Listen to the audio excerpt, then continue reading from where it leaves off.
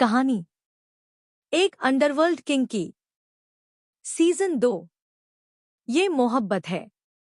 Episode 5। दी आप ठीक है? अंधा हा मठी कहे मम्मा हा मारे सिर में बहुत ते जा दर्द हो रहा है। हम थोड़ी देर रेस्ट करने जा रहे हैं। सिया की गले से बड़ी मुश्किल से कुछ शब्द निकले। उसे अपने दिल में कुछ टूटता हुआ महसूस हो रहा था। आरोही उसके सिर पर हाथ रख परेशानी भरे लहजे में, सिया बच्चे क्या हुआ? अभी तो आप ठीक थी ना, फिर ऐसे अचानक सिर दर्द। मम्मा रिलैक्स, आप परेशान मत होइए, बस थोड़ा रेस्ट करेंगे तो बेटर फील होगा। आप जाइए, आप कहीं जा रही थी ना? सिया ने आरोही को परेशान देखा तो खुद को संभालते हुए बोली। आरोही उसे रेस्ट करने को बोलकर निर्वी को अपने साथ लिए नीचे चली गई। वहीं शौर्य और देव भी अपने कमरे की तरफ बढ़ गए। अब कॉरिडोर में सिया अकेली थी। उसने जो अब तक अपने आंखों में आंसुओं को रोक रखा था वो अब सावन की तरह बरसने लगी। उससे सांस भी नहीं लिया जा रहा था। ऐसा लग रहा था जैसे उसके दिल ने काम करना बंद कर दिया हो। वो किसी तरह खुद को संभालते हुए अपने कमरे में आई। आते ही उसने सबसे पहले डोर लॉक किया। दरवाजे से पीठ टिकाए वो वहीं नीचे निढाल हो गई। रूह दी किशा दी में स्टर हैंड सम से और हम ने जो उनका इंतजार बचपन से की या है इस का क्या?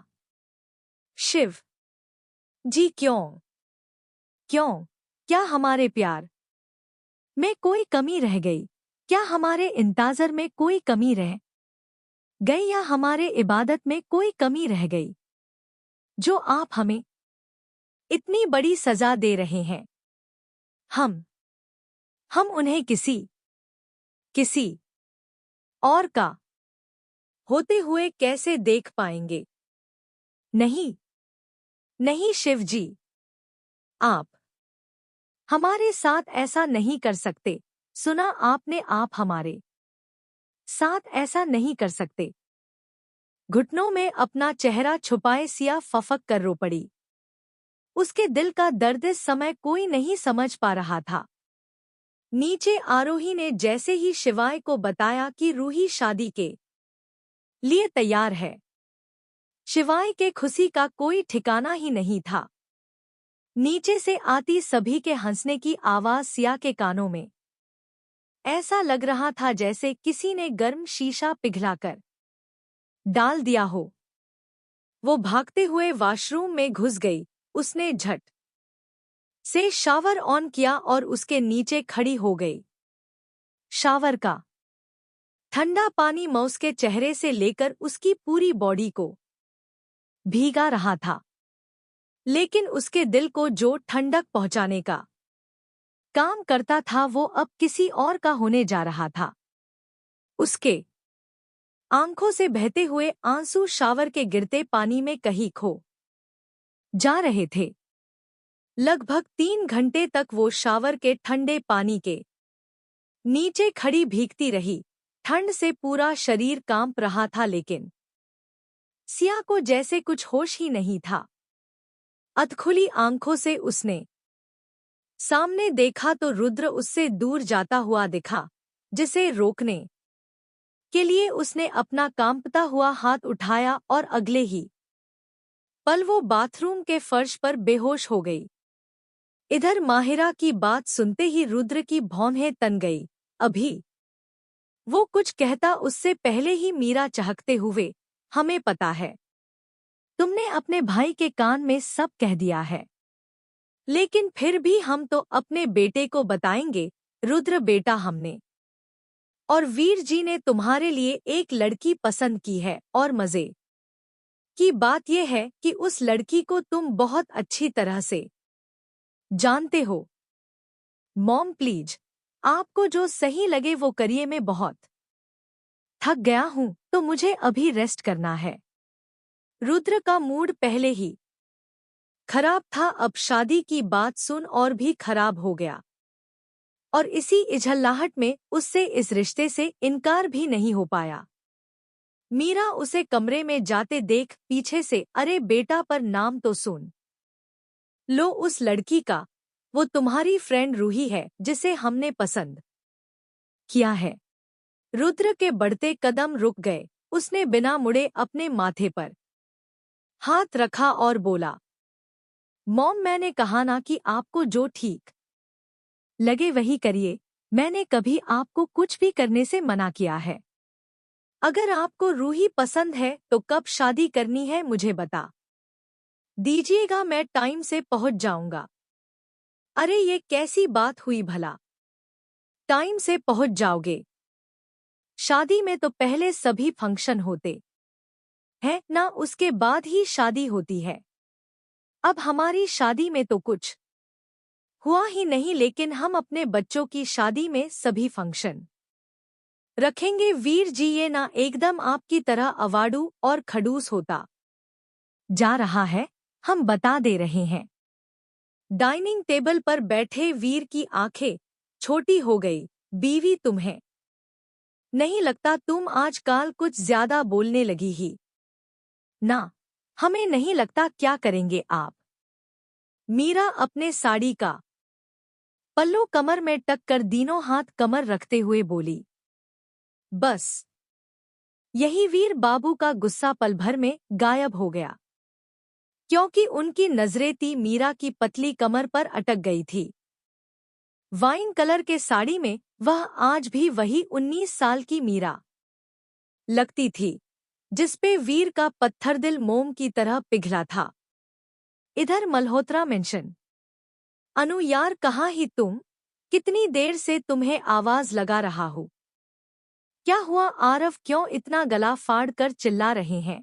मैं अभी मम्मी जी के साथ कुछ काम कर रही थी ना। यार कभी कभी ती मुझे लगता है कि तुम्हारी शादी मॉम से ही हुई है, क्योंकि तुम पूरा का पूरा दिन ती मॉम के साथ रहती ही हो, ऊपर से रात में भी उन्हीं के साथ।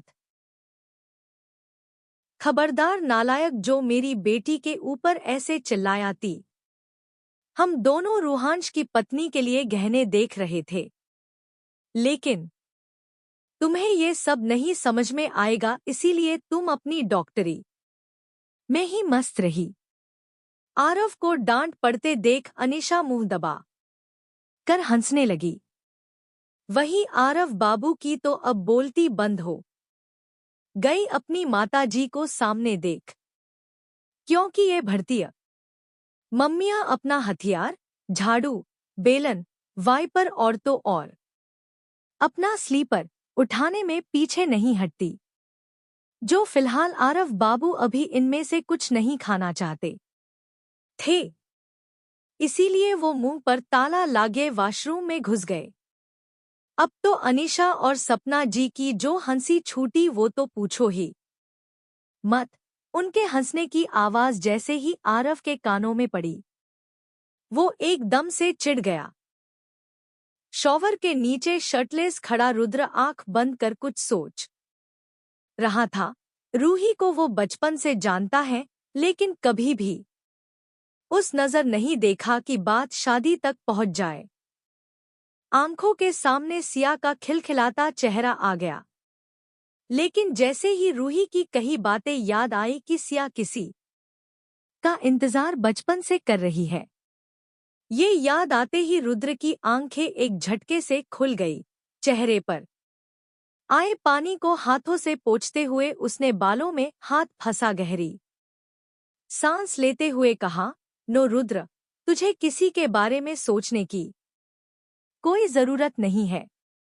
वो लड़की, वो किसी और से प्यार शीट उसने बाकी के शब्द अपने गले से निकाला ही नहीं और एक जोरदार पंच बाथरूम के वाल पर जड़ दिया, जिसकी वजह से हथेली पर कुछ खरोंच भी आ गए। लेकिन रुद्र को इससे कहाँ फर्क पड़ रहा था।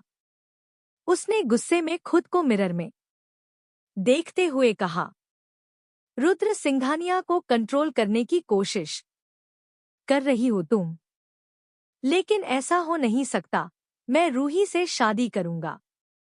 वैसे भी इस शादी के नाम से ही मॉम कितनी खुश है और उनके चेहरे पर मुस्कान लाने के लिए मैं कुछ भी कर सकता हूँ।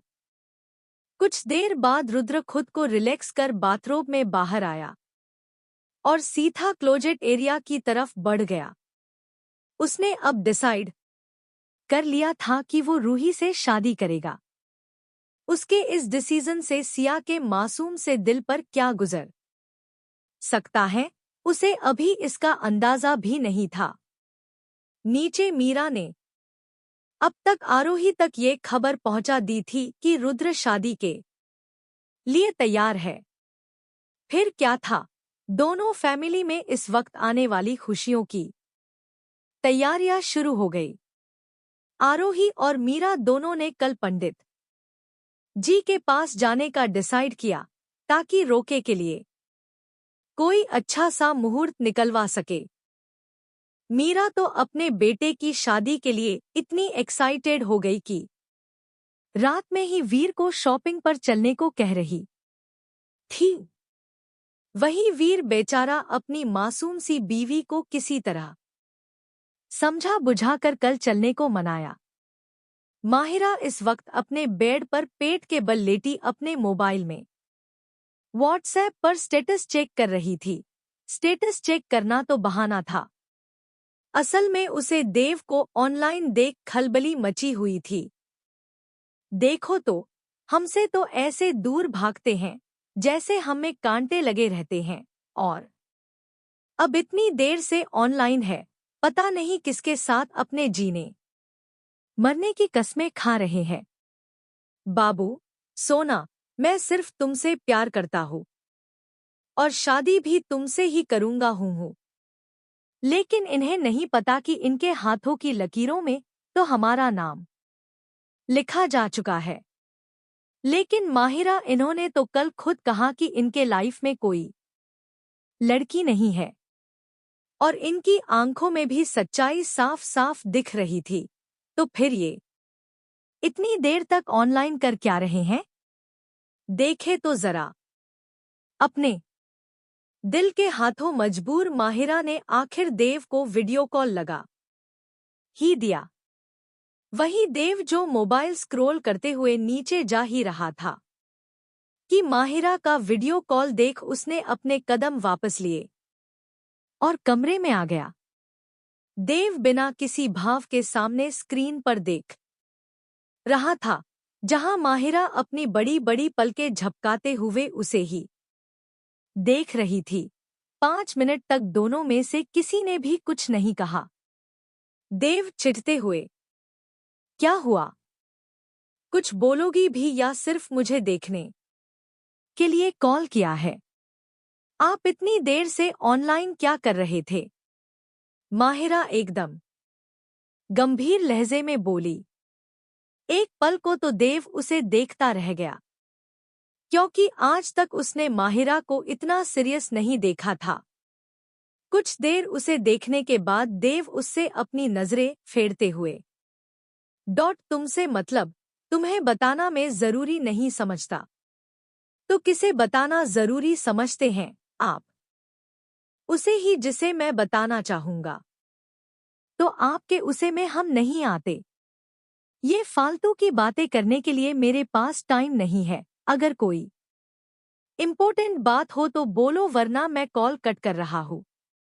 देख लीजिए जान, जितना आप अभी हमसे बेरुखी जता रहे हैं ना, अगर हमने उसका 1% भी जताया तो आपसे बर्दाश्त न ही होगा। मेरा मूड खराब मत करो। और ये क्या हर बार जान जान कहती रहती हो? मेरा नाम देव है, तो हम क्या करें? मोबाइल बेड के सिरहाने टिकाते हुए माहिरा ने बड़े ही बेपरवाही लहजे में कहा। देव आंखें छोटी कर उसे घूरते हुए, हमें इस नाम से बुलाना बंद करो और क्या। और अगर हमने आपकी बात नहीं मानी तो आप क्या करेंगे जान। एक बार फिर जान सुनते ही देव अच्छा खासा चिढ़ गया। अगर तुम मेरी बात नहीं मानोगी तो मैं फिर कभी तुम्हारा कॉल अटेंड नहीं करूंगा, गुड बाय। इतना कहकर देव ने बिना माहिरा की बात सुने कॉल कट कर दिया। अभी 10 सेकंड ही हुए होंगे कि देव का मोबाइल एक बार फिर रिंग हुआ। कॉल माहिरा का ही था। देव ने बिना एक पल और गाए कॉल रिसीव कर कान से लगाया। देखा आपने हमारा कॉल फिर उठाया। आप चाहे कितना भी हमसे दूर भाग ले सनम, लेकिन सच तो यही है कि हमारे कॉल का इंतजार आपको भी रहता है। देव ने उसकी बात का कोई जवाब नहीं दिया। माहिरा मोबाइल कान से लागे सीलिंग को घूरते हुए, आपने तो अभी कहा था कि आप दोबारा हमारा कॉल नहीं रिसीव करेंगे। फिर ऐसा क्या हुआ जो 2 रिंग में ही आपने कॉल रिसीव कर लिया। जान कहीं आपका ये दिल आपसे बगावत तो नहीं करने लगा है आजकल। जरा संभाल कर रखिए इस दिल को, क्योंकि जो आपके सीने में इस वक्त धड़क रहा है वो हमारी अमानत है। जाइए अब सो जाइए, इस तरह अकेले मुस्कुराने से कुछ नहीं होगा। मजा तो तब है जब आप हमारे सामने मुस्कुराए और हम आपके इन मुस्कुराते लबों को अपने होठों से छू ले।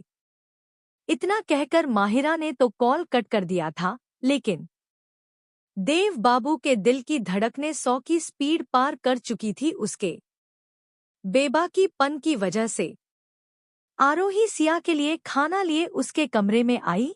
बाथरूम से शॉवर के पानी की आवाज सुन उसने टेबल पर खाने की प्लेट रख वहीं उसका वेट करने लगी। 10 से 20 मिनट हो चुके थे उसे यहाँ आए, लेकिन सिया अभी तक बाहर नहीं आई तो आरोही को उसकी फिक्र होने लगी। सिया, बच्चे आप इतनी देर से वॉशरूम में क्या कर रही हैं? बाहर आओ, हम बालों में ऑयल लगा देते हैं। सिर दर्द एकदम से गायब हो जाएगा। बाथरूम के दरवाजे के पास खड़ी आरोही सिया के जवाब का इंतजार कर रही थी, लेकिन अंदर से कोई जवाब नहीं आया। सिया, बच्चा आप ठीक हो ना? आप कुछ बोल क्यों नहीं रही हैं? सिया, सिया। उसे कुछ ना बोलते देख महिका का घबराहट में हाथ पैर फूल रहे थे। उसने तुरंत भागते हुए शिवाय को बुलाया। शिवाय भी जल्दी से अपने सभी काम छोड़ आरोही के साथ सिया के कमरे में आ गया। सिया, सिया दरवाजा खोला बेटा। क्या हुआ तुम्हें, तुम ठीक हो ना? शिवाय और आरोही अब तक बाथरूम का दरवाजा पीट पीट कर थक गए थे।